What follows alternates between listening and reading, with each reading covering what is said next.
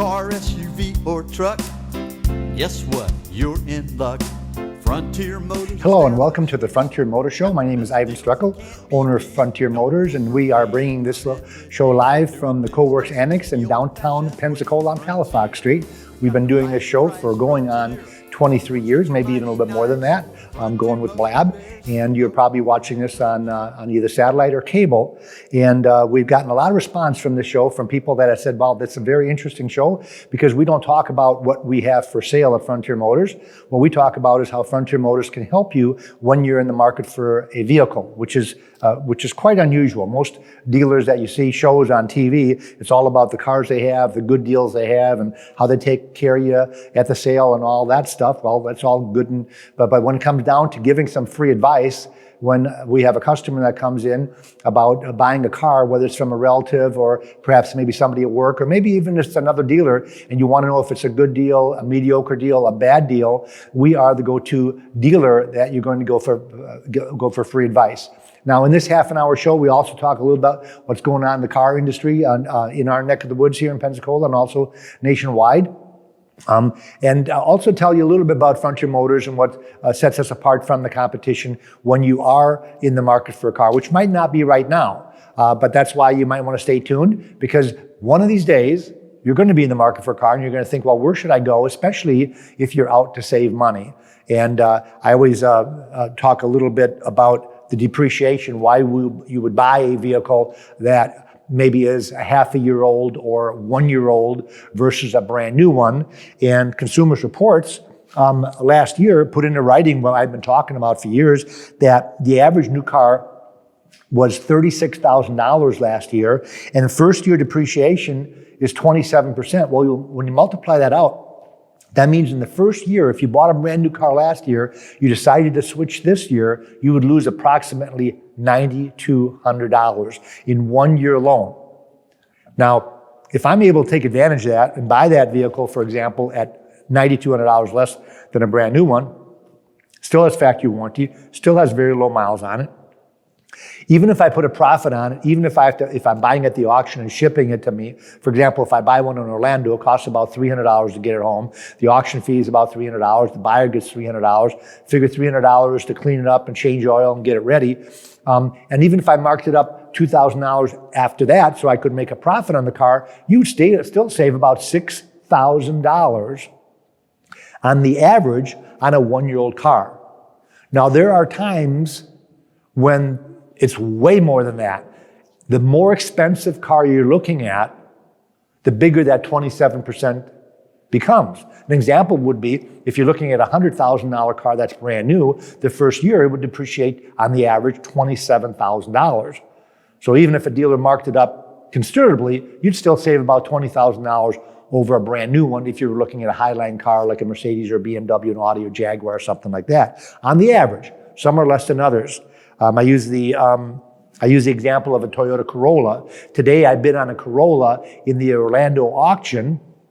Even though right now the auctions are closed, they still do simulcast, which means that they are rating the cars. You can still watch them on TV. And of course, you can't go to the auction right now, and I'm sure that'll change within the next couple of weeks.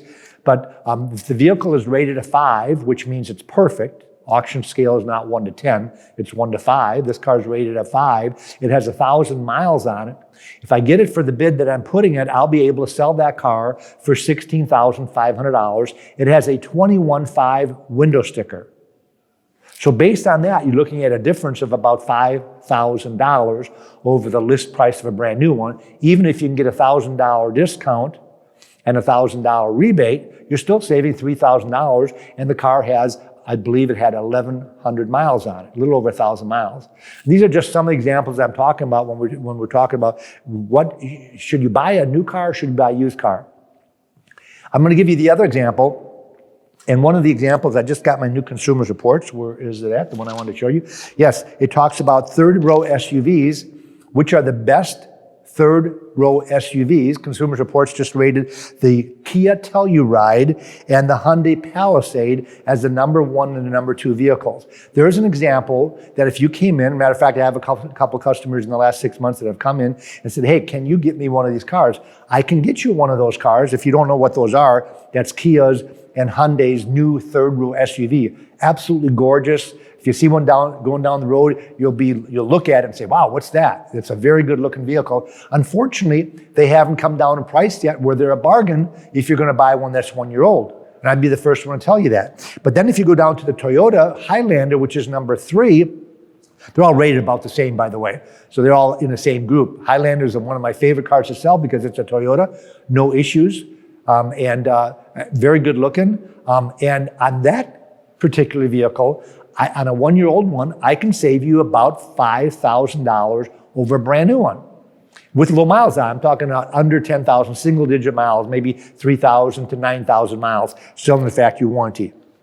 So there are some vehicles where I'd be the first one to tell you, hey, based on that, I would go ahead and buy a brand new one. And normally that happens when you have something that's kind of hot on the market come out. A prime example would be the new mid-engine Corvette.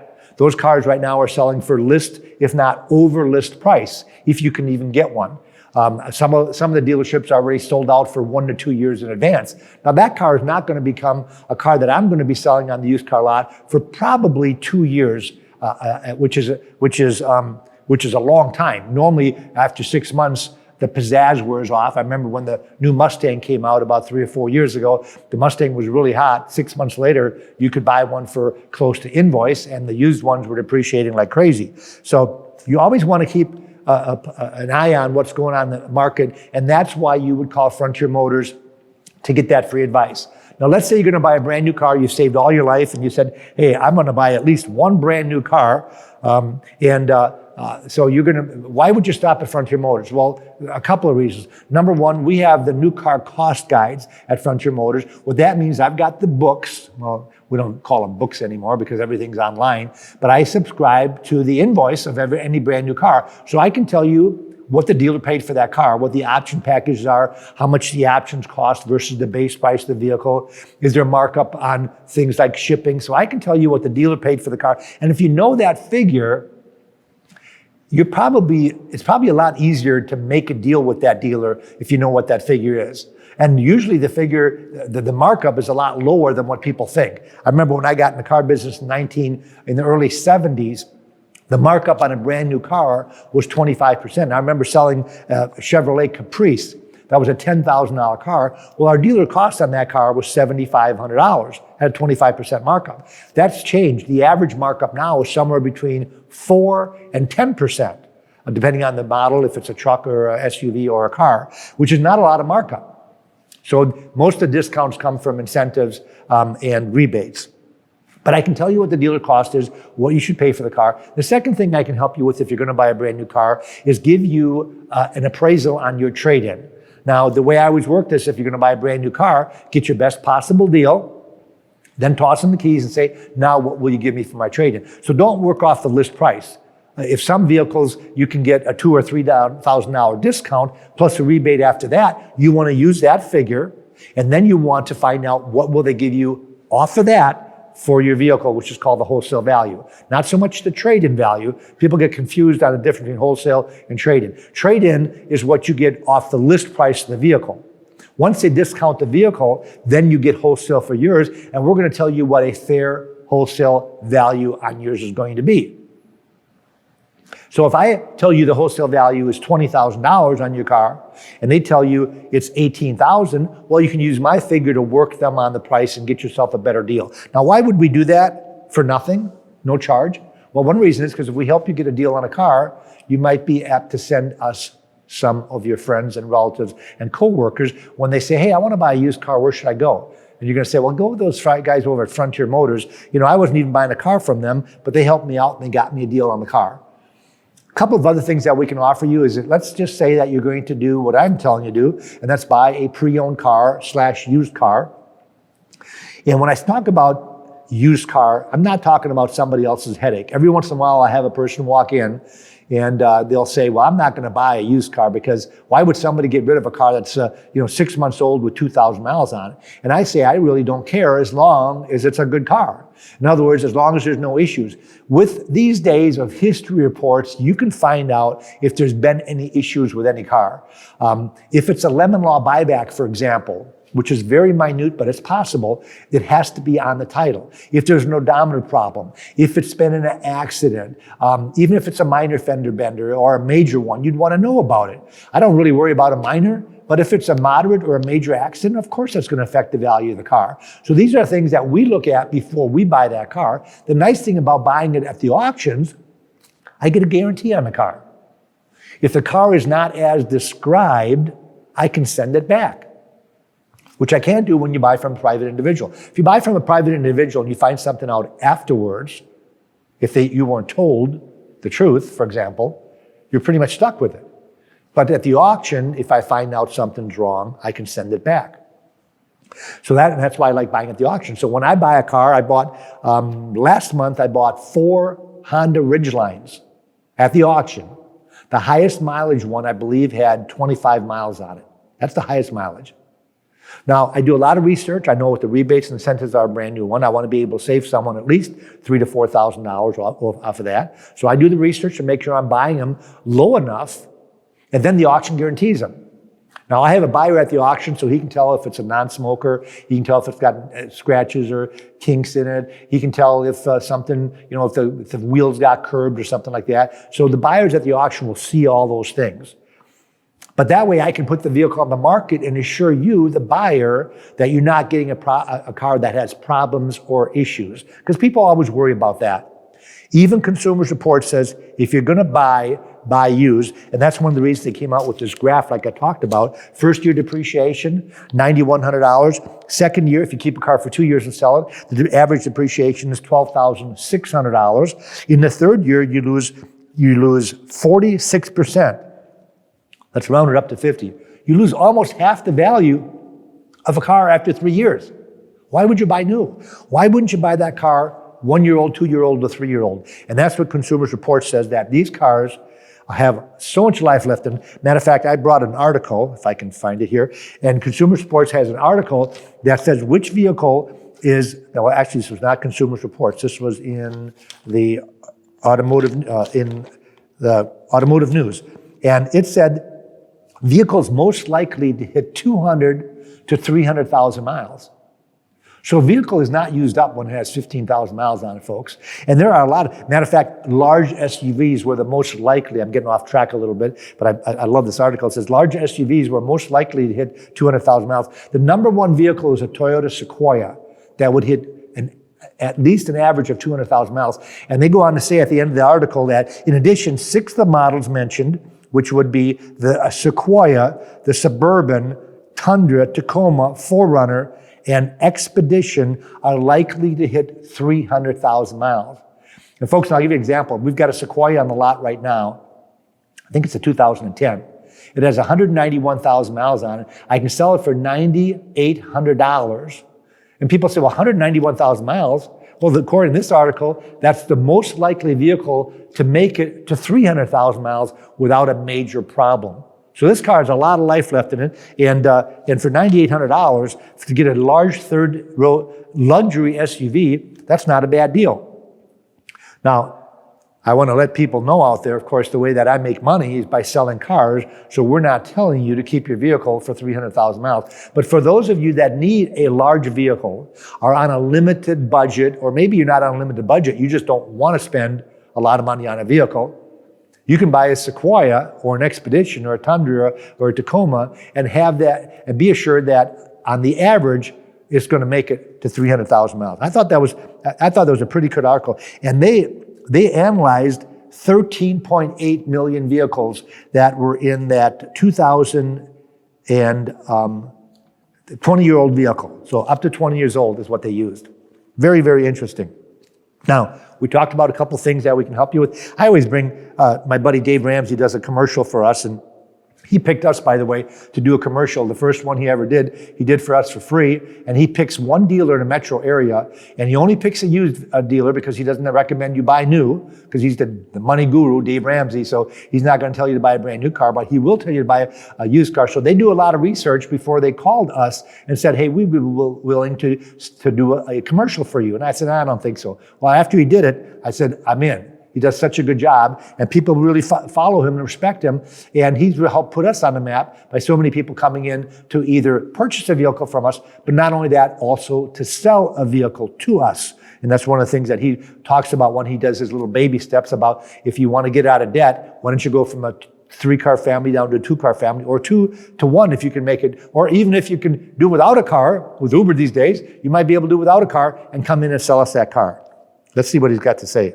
Hey, Dave Ramsey here. When you need a quality pre-owned vehicle, I'm happy to be recommending a dealer that still does it the old-fashioned way, where relationship is formed from face-to-face contact, where a handshake still means something. For 22 years, my friends at Frontier Motors have been helping the Pensacola community with their transportation needs, but they do so much more. They are the go-to dealer for free advice, free appraisals, free Carfax reports, and free total loss and diminished value reports. Any car buying questions, see Frontier Motors. 70% of their customers are repeat or referrals. It's unheard of in the used car industry. I'm talking no pushy salesman, no pressure selling, always an out-the-door price in writing, and no mausoleum, high overhead showroom. Just 400 of the nicest used cars you'll ever see. Check out Frontier Motors, and don't forget to tell them Dave Ramsey sent you. Thanks, Dave. Dave does a really good job talking in 60 seconds what it takes me half an hour to say. So he hit on a lot of the points that we're talking about. And one of the things that we really pride ourselves in is that he came to us. We didn't call him and say, hey, Dave, would you do a commercial for us? So that's kind of cool. And that was about, I would say about 10 years ago is when we started having him. We sponsor his show. So one of the other things I want to let people know when they're in the market for a used car, let's say that you see a car on the side of the road, it's got a for sale sign, maybe on they call it the lemon lot over at the Navy base. Everybody's heard of that, where people put their cars for sale, put a little description on it and sell it. And maybe somebody got a car and they want to dump it, they want to sell it, or maybe someone that's got an extra car and they want to sell. Well, one of the things that we can help you with, a couple of them. Number one, we can tell you what to pay. And the way that I get this figure is of course, everybody's got books. They've got the Wholesale Black Book Guidebook. This is what they're going for at the auction. You got the retail book. This is what the bankers use, and it'll tell you what the retail is. This will tell you what the wholesale is. So what do you pay? What's reality? And where I come in, that's where I come in as Frontier Motors, is I give you reality. I do the research to see what I can buy a car like that for. Then I find out what's the profit that I have to make to stay in business. And still give someone a good deal, but still make a profit. Obviously, if we wouldn't make a profit, we wouldn't be there to serve the community and give you all that free advice. So I have to make money, but I don't have to rip anybody off. So I put a small to moderate profit on that vehicle. And one of the reasons I can afford to do that at Frontier Motors by not putting a big profit on is because we do not have a multi-million-dollar facility. We bought our dealership about 23 years ago for $105,000. We've added some small lots. We've got probably 8 lots now, so we've grown, and grown, but the building is still very, very what I would consider clean, but mediocre. You go to Car City, you look at some of these mausoleums, and I'm telling you, I would love to have a mausoleum to showcase our inventory. I just don't want to pay for it. And I don't want to pay the overhead for it, because even if you had the money, the ability to pay millions and millions of dollars for this facility, you still have to, on a monthly basis, pay the insurance premium on that building, pay the taxes on that building, pay the maintenance on that building. And that has to be translated into how much money does that dealer have to make to be able to stay in business. And that's why if you can go to a smaller mom and pop place like Frontier Motors, you'll be able to buy that car for less money. So we can tell you what to pay based on a minor to moderate profit. And the way I find that out is what I can buy it for. So let's just say hypothetically I'm buying a car for $20,000. Let's say it costs me $1,000 to buy the car and set it up and put it on the lot. That's $21,000. Let's say, for example, I mark it up $2,000. That's $23,000. Let's say the banker tells you the book value is $25,000. Well, then you can throw the book away because I'm telling you I can sell you that car for $23,000 and still make a profit on it. So you can use that information that if you find a car somewhere, it's someplace else, to get yourself a good deal, because I'll guarantee you most places are pricing that vehicle based on book value. Now, sometimes the book is actually low. It's kind of rare. Usually the book is too high. But it doesn't matter if the book's high or low. That's why you call Frontier Motors to get reality. Even if it's a less expensive car, I'll do the research and say, wait a minute, that car, how much are they asking for? They're asking $12,000. I can get you that car for $10,000. Or if it's a good deal, and I had this happen, doesn't happen that often, but I had this happen last year where a customer found a vehicle in Panama City and they told me about the car and I told them how much I could sell them for. I didn't ask them how much they could buy it for because I don't want that to influence me. So I told them, okay, I can sell you that car for $15,000. And they said, well, that person that's got it is going to sell it to me for $13,000. I said, as long as there's nothing wrong with it, as long as it's got a clean history report, hasn't been in a major accident, and you have the ability to get the car inspected first, that's a great deal. So I didn't come back and say, oh, no, there's got to be something wrong with it. I told them that's a great deal as long as there's nothing wrong with it. I always urge someone to do an inspection on a vehicle before they buy it. And it's not as important if you're buying a vehicle that's under warranty, because if something breaks on it, it's fixed for free. But especially if the vehicle is out of factory warranty, you want to know what else do I have to do to that car. And you might be buying a 50 or 60,000 mile car that really doesn't need anything. And you might be buying a 50 or 60,000 mileage vehicle that needs a lot of work that you can't see. How do you know if a vehicle has been rode hard or not? What if somebody rides the brakes? You could technically have to put brakes on a vehicle at 50,000 miles. So what if the vehicle does not have a good reputation? That goes back on reliability. And Consumer Reports is my favorite place to go because they pretty much talk the walk as far as my experience. The only one that I've ever noticed where they were wrong was a Grand Cherokee. I've had really good luck with Grand Cherokees. They don't like them at all. I'm looking for my reliability. Here we go. 2018 reliability. Number one, I agree with this completely. I love selling Lexus products because they hardly ever break. I never say never, but they hardly ever break. Lexus was number one. This is back in 2018. Toyota, which owns Lexus, was number two. Mazda was number three. I don't know if everybody knows this, but Toyota owns a portion of Mazda. So I'm sure there's some influence there of how Mazda went from being way down the bottom of the list years ago to being number three. Number four is Subaru. This was back in 18. Subaru is also owned by Toyota, a little portion of it. Did you know that? So I'm sure there's an influence there. Subaru now is actually the number one brand to buy. I love selling Subarus. I love selling Mazdas. One of the reasons Mazda is so neat to have that be on top of reliability is because nobody knows that, so I can buy them for a lot less than a Toyota or a Honda. People always think Toyota and Honda is number one. So when Mazda goes through the auction chute, I can buy that vehicle up to $2,000 less year to year and equipment and also mileage. Because nobody knows that. But they make a great car. So I'm saying, if you're thinking about a pre-owned car, think about Mazda. Number five is Kia. Who would have thought that Kia, 20-some years ago when we started our business, you couldn't even get a Kia finance or a Hyundai because they wouldn't last the term of the loan. They'd expire before 4 or 5 years was up. Not anymore. Some of the best built cars, even above Lincoln, Cadillac, Mercedes, is a Kia and a Hyundai. Number six was Infiniti, then Audi, then BMW, then Mini Cooper, then Hyundai, then Porsche, then Genesis, so on down the line.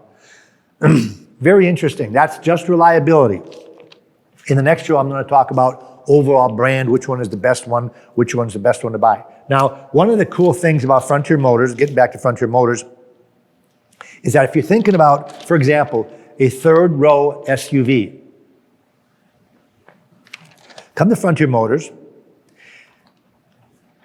You can look at a Highlander. You can look at a Mazda CX-9. You can look at a Subaru Ascent. You can look at the Honda Pilot, the Kia Sorento, the Ford Explorer, the Pathfinder, the Traverse, the 4Runner, the Durango, and the Volkswagen Atlas. The only ones I don't have is a Telluride and a Palisade. And I don't have them because they're not a bargain yet. All those other ones, those are just some of the ones I have. Those are the ones that are top rated by Consumer Reports. I'm bringing this up, folks, because when you come to Frontier Motors, it's like going to a car show. Can you imagine if you wanted to look at every one of those vehicles, how many salespeople and sales managers you'd have to talk to? Some places don't even let you into the showroom unless you give them your name, your number, your email, your phone number, named everything you ever owned. To even get to the showroom to be able to look at a car. What a hassle that is.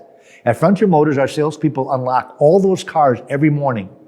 So you can drive on the lot, you can get out of your car, you can jump in any single car just to see how it feels, because other than the looks and the research that you've already done before you come to the lot, the number one thing is going to be how it feels.